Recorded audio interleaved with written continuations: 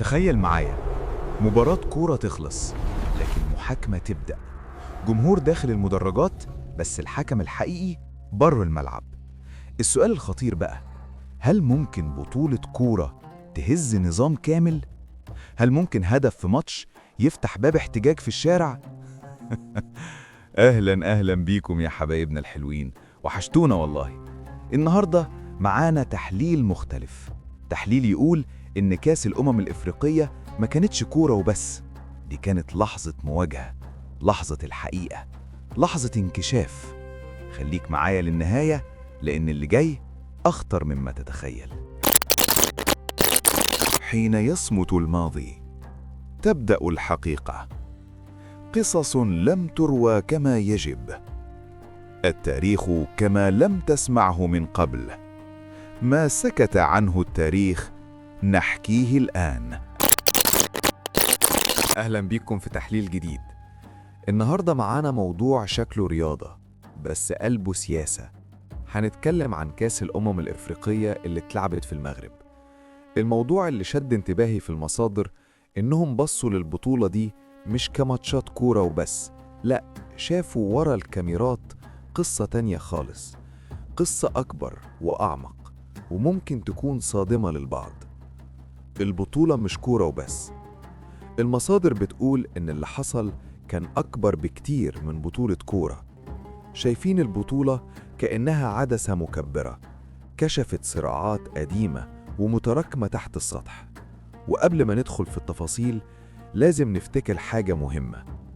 العلاقة بين المغرب والجزائر فيها تاريخ طويل من التوتر السياسي. الحدود مقفولة بقالها أكتر من 30 سنة، وده يخلي أي حدث مشترك بينهم يتحول فوراً لساحة صراع إعلامي ونفسي. التنظيم المغربي كقوة ناعمة. المصادر بتركز على نقطة مهمة جداً.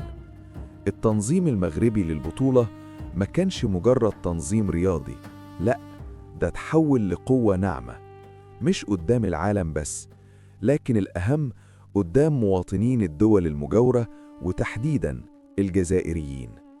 وهنربط ده بتطورات سياسية تانية بتحصل في نفس الوقت، زي ملف منطقة القبائل اللي بدأ ياخد بعد دولي.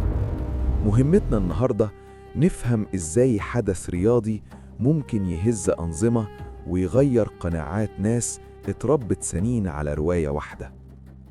قبل ما البطولة تبدأ، خلينا نرجع شوية لورا. المصادر بترسم صورة واضحة بل وصادمة للإعلام الجزائري قبل البطولة. بيقولوا إن كان في حملة إعلامية ضخمة ومنظمة لتشويه صورة المغرب قبل ما أي مشجع يوصل هناك. من وجهة نظرهم الحملة دي كانت مبنية بالكامل على التضليل. أمثلة غريبة ومفبركة.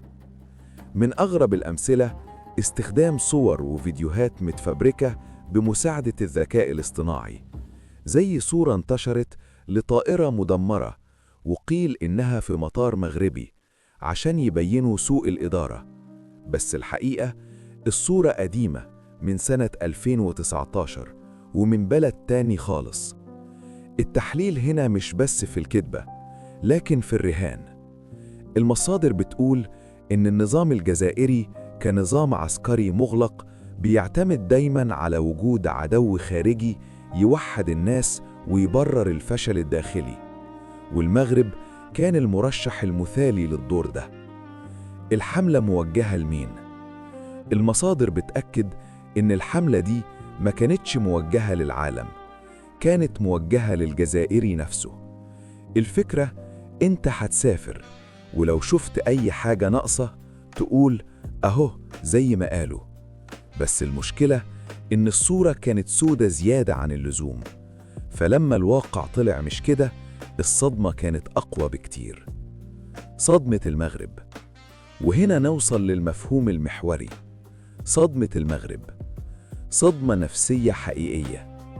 تخيل مشجع اتربى طول عمره إن المغرب بلد فقير مظلم ناسها جعانة، وفجأة ينزل يشوف العكس تماماً.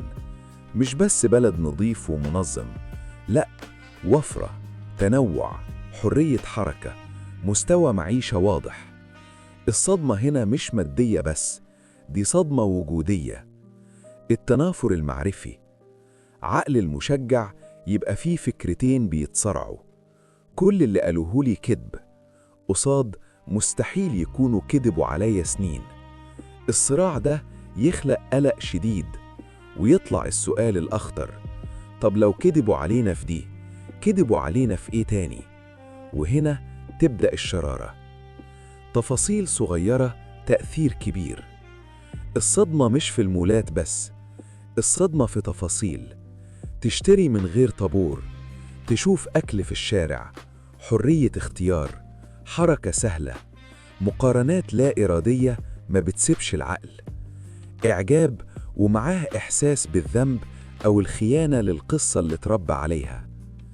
الفيديو الإنساني، في فيديو انتشر بقوة، قوات أمن مغربية بتساعد مشجعة جزائرية على كرسي متحرك وتوفر ليها مكان مناسب. المصادر استخدمت الفيديو ده لمقارنة ذكية جدا. الإعلام الجزائري دايما بيشتم المخزن المغربي، وفجأة ناس المخزن بيقدموا موقف إنساني. في نفس الوقت النظام اللي بيقول عن نفسه ثوري بيمنع صحفيين مغاربة من دخول الجزائر. الصدمة هنا أخلاقية قبل ما تكون سياسية. ماذا بعد العودة؟ السؤال الكبير، بعد ما الناس ترجع إيه اللي هيحصل؟ المصادر بتطرح احتمالين، يا إما احتجاجات واضحة، يا إما تمرد صامت. الأخطر هو فقدان الثقة.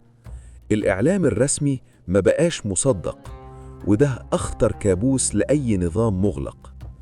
تشابه تاريخي، المصادر بتقارن بشرق أوروبا في أواخر الثمانينات، لما الناس سافرت وشافت الغرب واكتشفت إن كل اللي عاشوه كان كذبة. لما تشوف عالم أحسن بيصعب جدا تقبل عالمك القديم. تونس كمان، الوضع في تونس مختلف شوية، بس الصدمة موجودة. مشجعين تونسيين قالوا بنفسهم المغرب مش أمريكا، وده يفتح أسئلة محرجة. ليه إحنا واقفين وغيرنا بيتقدم؟ الجزائريين مش واحد. نقطة مهمة جدا، مش كل الجزائريين اتأثروا بنفس الدرجة. اللي جايين من أوروبا الصدمة عندهم أقل، لكن اللي جايين من الجزائر مباشرة وأكتر من 75% دي أول مرة يسافروا بره بلدهم، دول الصدمة عندهم أعمق وأطول أثراً. ضغط خارجي، الضغط الداخلي مجاش لوحده، فيه ضغط خارجي، خصوصاً ملف القبائل. بريطانيا دخلت على الخط، البرلمان ناقش الملف، والرد الرسمي كان نراقب الوضع. في الدبلوماسية الجملة دي تقيلة جدا، ممكن تكون بداية مسار اعتراف. خطوات غريبة من النظام زي قانون جرائم الاستعمار الفرنسي، خطوة غريبة خصوصا إن فرنسا أكبر داعم للنظام. المصادر بتشوفها هروب للأمام وتدليل للرأي العام. وفي حادثة أغرب في تونس عن مقتل ضابط مخابرات جزائري وقصة صيد السمك اللي محدش صدقها. الخلاصة، لما نجمع كل الخيوط، بطولة كورة تحولت لكشف فضح سنين دعاية ووضعت آلاف المواطنين قدام حقيقة صادمة. تجربة ممكن تكون بداية تغييرات كبيرة في الجزائر والمنطقة كلها. النهاية، التجربة دي بتثبت إن الواقع دايماً أقوى من الدعاية. مهما الأنظمة تبني جدران كذب، في زمن السما المفتوحة والسوشيال ميديا الحقيقة بتوصل. ونسيبكم مع السؤال الأخير، لما الصورة الوهمية تنهار، إيه اللي بيملى الفراغ؟ تغيير ولا إنكار ولا خوف؟